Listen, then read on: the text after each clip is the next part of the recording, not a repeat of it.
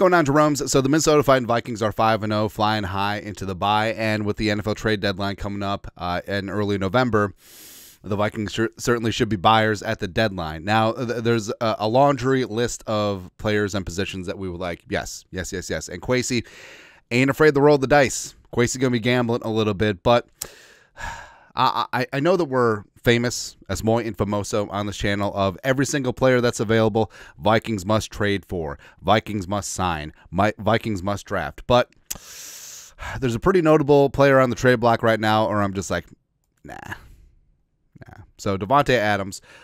So now that he's not a Packer, I can finally say that he's a Hall of Fame wide receiver, one of the best receivers of his generation. And right now he's forcing his way out of Las Vegas, leaving Las Vegas. And yeah, I mean, his hamstring issue just going to magically get better once he gets traded. Everyone knows. Why can't he just say DNP contract?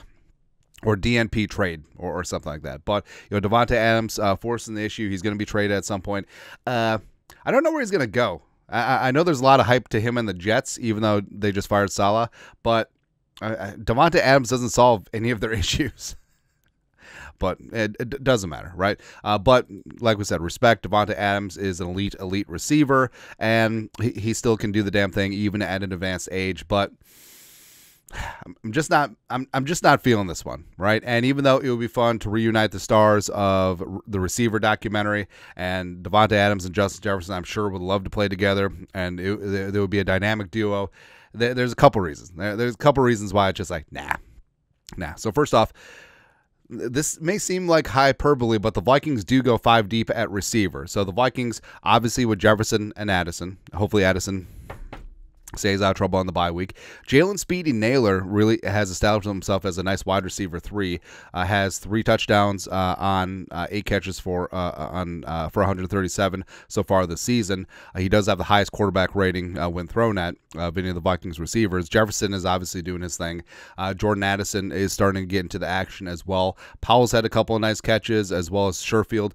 Sherfield's value is as a run-blocking receiver, and also he's really good on special teams, right? And also, even on the practice squad, Tristan, Tristan's on the roster, but Lucky, Thomas, Deshaun Jones, etc. So the Vikings are pretty good at receiver, right? Then you get into Davante Adams' age.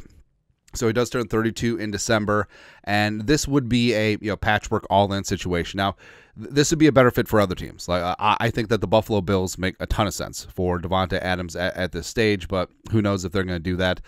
Cap costs, so it would cost the Vikings $9 million in a prorated cap hit if he's traded at the deadline. Would be more than that if he's traded earlier, which I don't know. He may be traded at some point this week.